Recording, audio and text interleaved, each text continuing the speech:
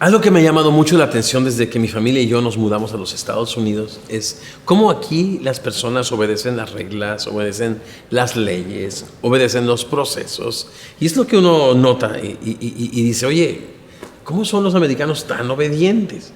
Pero después con el tiempo me di cuenta que no es que sean más obedientes que los latinos, sino que en este país les enseñan y nos enseñan a obedecer. Y yo aprendí a obedecer ciertos procesos y ciertas leyes de una manera un poco bochornosa.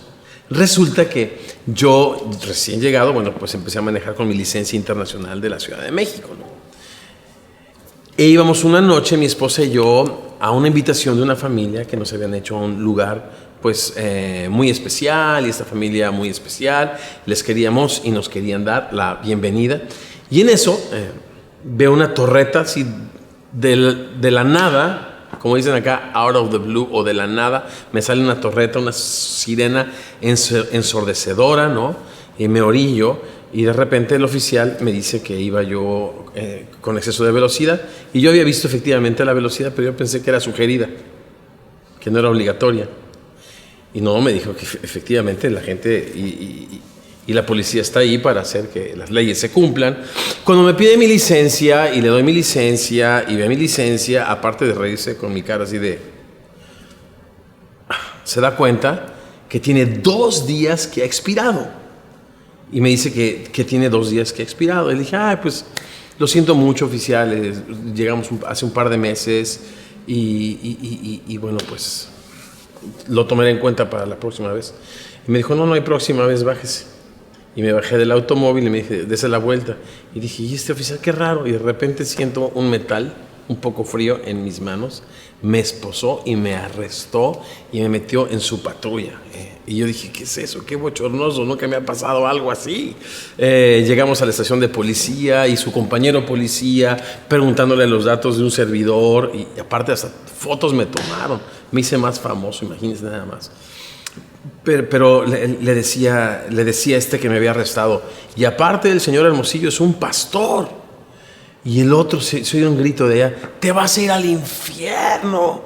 Y dice el policía, bueno, eso me dice mi esposa todos los días. Yo digo, bueno, estos policías tan raros, pero más raro era mi comportamiento ante las leyes que son para cumplirse y para obedecerse. Y aquí entendí de esta manera un poco bochornosa los beneficios de la obediencia. Adivina dónde estaba al día siguiente. Pues haciendo fila para sacar mi licencia, por supuesto. ¿Cómo salí de ese lugar?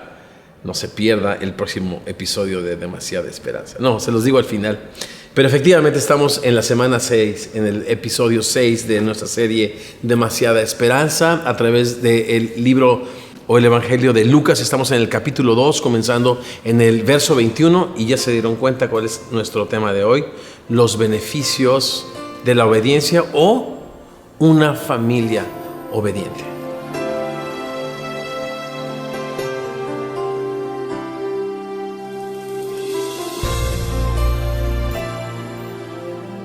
Lucas 2, comenzando en el verso 21.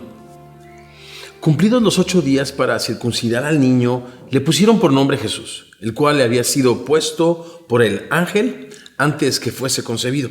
Y cuando se cumplieron los días de la purificación de ellos conforme a la ley de Moisés, le trajeron a Jerusalén para presentarle al Señor, como está escrito en la ley del Señor: todo varón que abriere la matriz será llamado santo al Señor. Y para ofrecer, conforme a lo que se dice en la ley del Señor, un par de tórtolas o de palominos. Esta no solamente era una costumbre, esta era una ley escrita para el pueblo de Israel. En primer lugar, una ley para los primogénitos. Escribe la Biblia en Éxodo, en el capítulo 13, en el verso 2, dice: conságrame todo primogénito, y está haciendo también referencia a aquellos primogénitos que heriría el ángel del Señor al pasar sobre Egipto, ¿no? Del pueblo de Egipto, y aquellos primogénitos que donde viera el ángel la sangre sobre los dinteles, el ángel pasaría sobre, este es el sentido de la Pascua, y serían salvos. de esta plaga. Pero entonces el Señor dice, conságrame los primogénitos, son míos. Cualquiera que abriere matriz entre los hijos de Israel, así de los hombres como de los animales, mío es. El verso 12 también dice así: dedicarás al Señor todo aquel que abriere matriz, y asimismo todo primer nacido de tus animales, los machos serán del Señor. Y entonces leímos, Jesús, el primogénito de María, debería de ser consagrado y dedicado a Dios. Y hago referencia, énfasis en esto, porque la familia del Señor, José y María, eran una familia piadosa, una familia obediente. Y vamos a ver en este interesantísimo relato los beneficios de la obediencia. Y el primero es la consagración, la dedicación de nuestras vidas a Dios. Entender que somos criaturas de Dios. Y no solamente somos criaturas de Dios, sino somos hijos de Dios al entender y comprender que Dios no solamente nos hizo, sino nos ha comprado con su sangre, nos ha redimido, nos ha rescatado, nos ha hecho pueblo suyo. Y eso lo entendía muy bien José y María, que fueron y obedientemente dedicaron sus vidas y a su hijo al Señor. Y había otro sacrificio que tenían que hacer. Era este sacrificio al que hace referencia los versículos posteriores. Dice que cuando, el verso 24, para ofrecer también conforme a lo que se dice en la ley del Señor, un par de tórtolas o 2 palominos. En Levítico 12, en los versos del 6 al 8, dice: cuando los días de tu purificación fuesen cumplidos por hijo o por hija, traerá un cordero de 1 año para holocausto, y un palomino o una tórtola para expiación. Este holocausto era este sacrificio o una ofrenda encendida o quemada en el altar de olor fragante. Y la expiación era un sacrificio para cubrir los pecados y la inmundicia, ¿no? A la puerta del tabernáculo de reunión al sacerdote, y a él ofrecerá delante del Señor y hará expiación por ella y será limpia del flujo de su sangre. Esta es la ley para la que diere a luz hijo o hija. Escucha esto. Y si no tiene lo suficiente para un cordero, tomará entonces 2 tórtolas o 2 palominos, uno para el holocausto y otro para la expiación. Y el sacerdote hará expiación por ella y será limpia. En otras palabras, está el Levítico dando una ley para el pueblo de Israel, y está dando 2 escenarios: la necesidad de expiación a través de un cordero, o en el caso de que la familia fuese, ¿qué?, pobre y no tuviese recursos, entonces ofrecería una tórtola o un palomino. Y fue justamente lo que ellos fueron a ofrecer, porque eran pobres. Interesante, ¿verdad? Jesucristo, siendo rico, se hizo pobre para que con su pobreza nosotros, tú y yo, fuésemos enriquecidos. Una familia obediente, en primer lugar, es una familia que disfruta de la consagración. ¿Y cuántos aspectos de la obediencia impactan nuestra relación con Dios al darle el primer lugar en todo? ¿Le has dado el primer lugar al Señor? Verso 25. Y aquí había en Jerusalén un hombre llamado Simeón. Y este hombre justo y piadoso esperaba la consolación de Israel, y el Espíritu Santo estaba sobre él.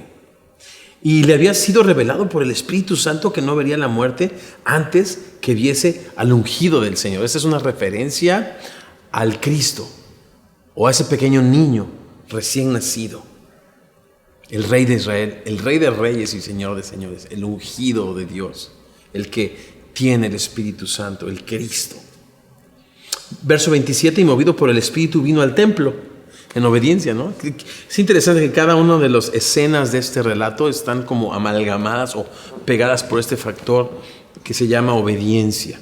Y él, obediente a la guía del Espíritu Santo, viene al templo, y cuando los padres del niño Jesús lo trajeron en obediencia a Dios, para honrar a Dios y ofrecer estos sacrificios y esta presentación para hacer por él conforme al rito de la ley, él le tomó en sus brazos y bendijo a Dios diciendo: ahora, Señor, despide a tu siervo en paz conforme a tu palabra, porque han visto mis ojos tu salvación. Otra interesante referencia a Jesús, el ungido, la salvación, Jesús, la cual has preparado en presencia de todos los pueblos, Luz para revelación a los gentiles. Otra interesante mención a Jesús. Jesús es descrito acá, el Salvador o tu salvación, el ungido de Dios, pero también la luz.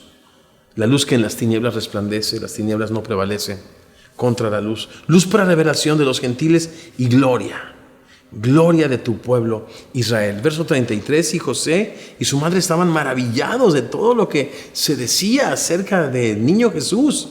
Y los bendijo Simeón. Esto toca mucho mi corazón, porque la obediencia tiene sus dividendos. En otras palabras, tú ves en este texto los beneficios de la obediencia. Proveer un ambiente seguro para tu familia, un ambiente de dedicación y de consagración cuando le damos el primer lugar, pero también estamos invocando una bendición sobre nuestras vidas natural, ¿no? Y eso es lo que sucede acá.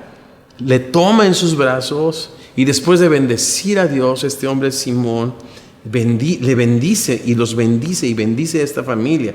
Y le dice a su madre María: he aquí, este está puesto para caída y por levantamiento de muchos en Israel y para señal que será contradicha. En otras palabras, Jesucristo era, fue, ha sido y habría de ser siempre el objeto de la burla y de la crítica de todo lo que se levante en contra de Dios. Y eso es lo que está diciendo. Y no solamente eso. No solamente será levantado para señal que será contradicha o el objeto de las críticas, ¿no? Y una espada traspasará tu misma alma para que sean revelados los pensamientos de muchos corazones. Y María, si alguien sabe lo que es el sufrimiento y el dolor, bueno, pues ha sido María, porque María le vio en la cruz del Calvario, le vio sufrir, le vio derramar su vida por todos nosotros. Y no solamente eso, sino que ella también, desde entonces, fue el objeto de la crítica. Pero cuando tú le das el primer lugar a Dios, cuando tú vives y provees para tu familia ese ambiente, ¿no?, de consagración a Dios, la bendición de Dios, la presencia de Dios es evidente y provees en medio de todas esas críticas en las que todos los discípulos somos llamados a vivir, porque todos los que queramos vivir piadosamente dándole el primer lugar a Dios, sufriremos críticas y persecución. Pero ¿sabes qué? Lo precioso es que la presencia, el poder, la bendición de Dios está contigo, está con nosotros. Estaba con esta familia obediente. Verso 36, también estaba allí Ana, profetisa, hija de Fenuel, de la tribu de Aser, de edad muy avanzada, pues había vivido con su marido 7 años. Échale cuenta, desde su virginidad, otros 15, ya llevamos 22, y era viuda hacía 84, ¿no? Pues por lo menos unos 102 años, si las matemáticas elementales no me fallan. Y no se apartaba del templo y sirviendo de noche y de día con ayunos y oraciones. Está presentándose en la misma hora, daba gracias a Dios y hablaba del niño a todos los que esperaban la redención en Jerusalén. Verso 39. No solamente una familia obediente experimenta la consagración al darle el primer lugar a Dios e invoca la bendición de Dios sobre su vida, sino, ¿sabes qué? Es congruente. Es congruente. Y esta bendición pasa de generación en generación, porque los papás, al ser obedientes, enseñamos a los hijos con el ejemplo, ¿no? Nuestros hijos se guían mucho más a través de nuestras acciones que por nuestras palabras. Mira el verso 39. La congruencia que esta preciosa familia obediente, la familia de Jesús, vivió. Después de haber cumplido con todo lo prescrito en la ley del Señor, volvieron a Galilea, a la ciudad de Nazaret, y el niño crecía y se fortalecía y se llenaba de sabiduría y de gracia de Dios sobre él. Es bien interesante porque a través de los siglos Jesucristo, como dice este texto, ha sido el objeto de crítica, y mucho de la crítica ha venido de esta rama del pensamiento llamada gnosticismo, donde a Jesucristo le atribuyen todos estos dones espirituales, pero le quitan sus atributos de hombre. Y Lucas se da la tarea desde el principio de narrarnos a este Jesús humano, a este Hijo de Hombre que se hizo carne, que habitó entre nosotros y participó de carne y de sangre para entonces poder ser este mediador entre Dios y los hombres al dar su vida por nosotros. Y es por eso que aparecen este tipo de textos donde es evidente que Jesucristo, el Hijo de Dios, cuando era pequeñito, se crecía y se fortalecía y se llenaba de sabiduría en este ambiente de protección, de consagración y de bendición, cuando somos obedientes a la palabra de Dios. Y están a punto de ver esta sección o este episodio o esta escena, mejor dicho, donde esta familia finalmente experimenta la congruencia. Verso 41. Iban sus padres todos los años a Jerusalén en la fiesta de la Pascua. Y es que eso es lo que prescribe la ley para los judíos. Justamente en Éxodo 16, en el verso 6, dice: en el lugar que el Señor tu Dios escogiese para que habite allí su nombre, en ese lugar sacrificarás la Pascua por la tarde a la puesta del sol, etcétera, etcétera. Es por eso que los judíos, donde quiera que estuviesen, en el país que estuviesen, en la ciudad que estuviesen, en estas fiestas, particularmente en la Pascua, iban a Jerusalén. Y cuando tuvo 12 años subieron a Jerusalén conforme a esta costumbre de la fiesta. Al regresar ellos, acabada la fiesta, se quedó el niño Jesús en Jerusalén, sin que lo supiesen José y su mamá. Y eso a mí me pasó. ¿A alguien se le ha perdido un hijo? ¿A nadie se le ha perdido un hijo? A mí sí bueno, y yo tengo bastantes historias de esas. Pero recuerdo justamente cuando Eric, a la edad de 1 año y medio, en un mall enorme en Texas, de repente yo asumía que su mamá lo tenía y su mamá asumía que yo lo tenía porque íbamos con muchos amigos. Entonces, algunos amigos, a veces como estaba tan curiosito, y sigue estando curiosito el niño, y apenas tiene 21 años el pollito, la gente lo tenía y se lo llevaba y demás, y yo no lo tenía, y Gaby no lo tenía, y de repente, ¿y tú lo tienes? ¿Y tú lo tienes? No, y nos dimos cuenta, hicimos cuentas que teníamos media hora de no verlo. Era una Navidad, estaba llenísimo el mall. Fueron como unos 30 minutos más que no lo encontramos. Estábamos desesperados hasta que de repente veo otro policía, ¿no? Puros policías aquí en esta historia, enormisísimo, con una cosita chiquititita que cuando sus ojitos azules me miran, corre, me abraza, y ya ni me pidió mi identificación en esa ocasión, ¿verdad? Se dio cuenta que yo era el papá, aunque no me parezco. Yo me imagino la angustia de María y José, y también me imagino que fue algo así como él asumir que iba con ella, porque en estas peregrinaciones, por llamarlas de alguna manera, las mujeres no iban con los varones. Las mujeres iban en un grupo, los varones iban en otro grupo, y quizá uno asumió, repito, que el otro lo tenía. Y en esta confusión, pensando que estaba entre la compañía, verso 44, anduvieron camino de un día y le buscaban entre los parientes y los conocidos. Yo me imagino la angustia. Oye, se te perdió el Mesías, bro. ¿Te imaginas? Pero como no le hallaron, volvieron a Jerusalén buscándole. Y aconteció que 3 días después le hallaron en el templo, sentado en medio de los doctores de la ley, oyéndoles y preguntándoles. ¿Tú te imaginas que de repente, no sé, ahí en Chicago se me perdió uno de mis hijos y lo encuentro en el estadio de los Bulls de Chicago, dándole clases a Michael Jordan de tiro de 3 puntos, o sea, de larga distancia, dices, ¿no? O enseñándole a Kung Fu, le estaba enseñando a los doctores de la ley la Biblia, y contestándoles y escuchándoles y compartiendo, preguntándoles. Verso 47, y todos los que le oían se maravillaban de su inteligencia y sus respuestas. Otra vez, los frutos de que Jesús creció en esta familia que desde el primer día buscaron honrar a Dios. Cuando María le dijo, hágase conmigo de acuerdo a tu palabra. Una familia que en todo le daban el primer lugar a Dios. Tantas cosas que compiten contra Dios. Y lo peor, que nosotros papás hacemos decisiones que van a repercutir en la conducta en el comportamiento de nuestros hijos. Si nosotros no le damos el primer lugar a Dios, ¿cómo esperamos que nuestros hijos se lo den? Pero aquí era el caso a la inversa. Aquí el Señor está haciendo estas preguntas, teniendo este tiempo en el templo, y todos los que le escuchaban se maravillaban de esta inteligencia, de sus respuestas. Verso 48, cuando le vieron se sorprendieron y le dijo a su mamá: hijo, ¿por qué nos has hecho esto? He aquí tu padre y yo te hemos buscado con angustia.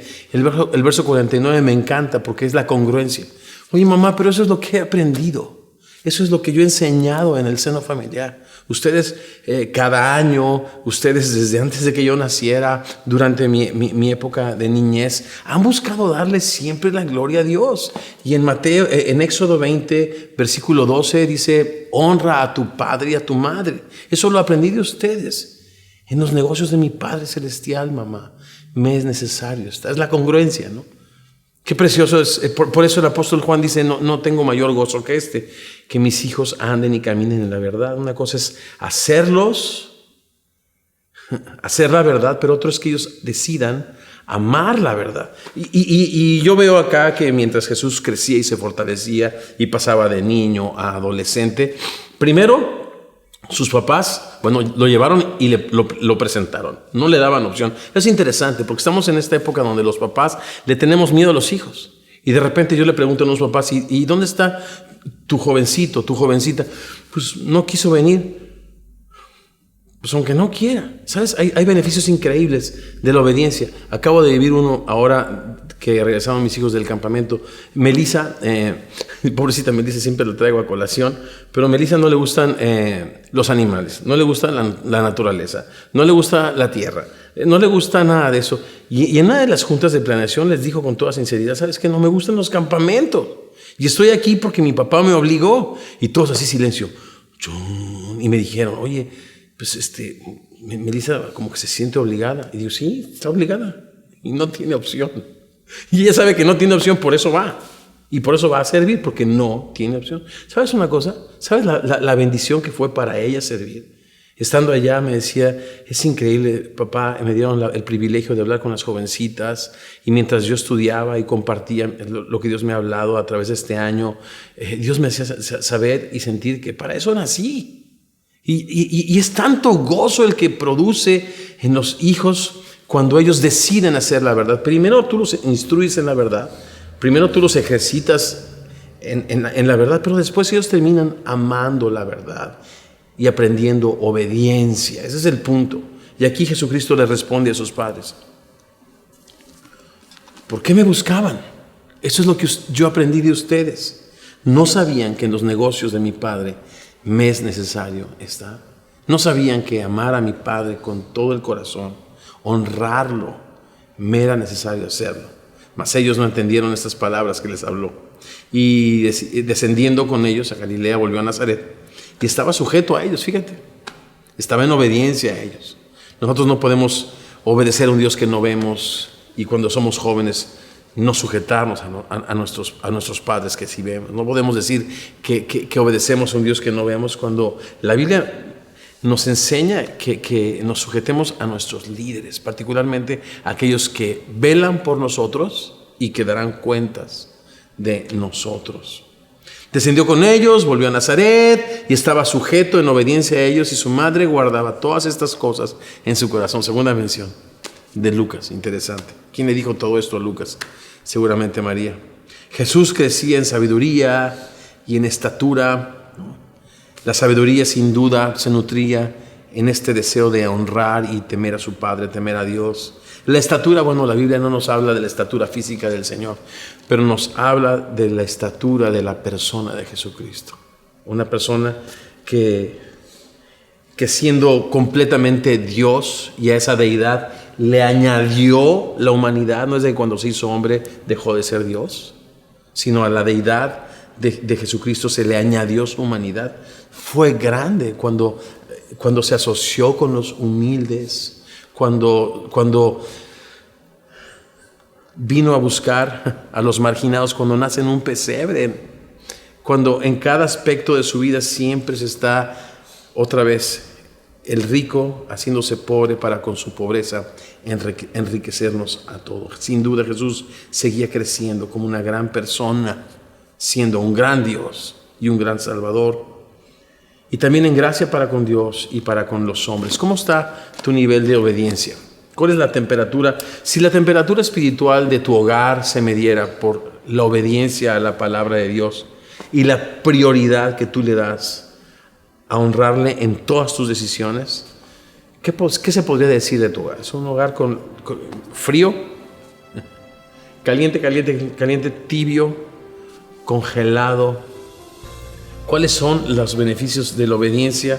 Sin duda, nuestra consagración a Dios, sin duda alguna, invocar la bendición de Dios y también esta congruencia que se hereda de padres a hijos.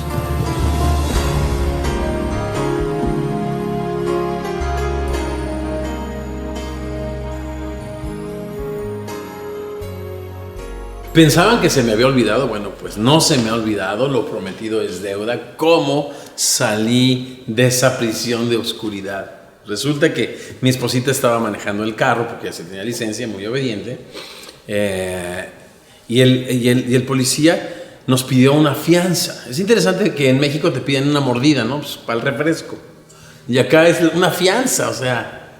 Pero para el caso es lo mismo. Y aparte acá, pues me estaban pidiendo $100 de fianza. Y dije, bueno, no traigo fianza, pero mi fiancé está allá afuera. O sea, mi esposa está allá afuera. Y voy con mi esposita y tampoco traía, fíjense nada más.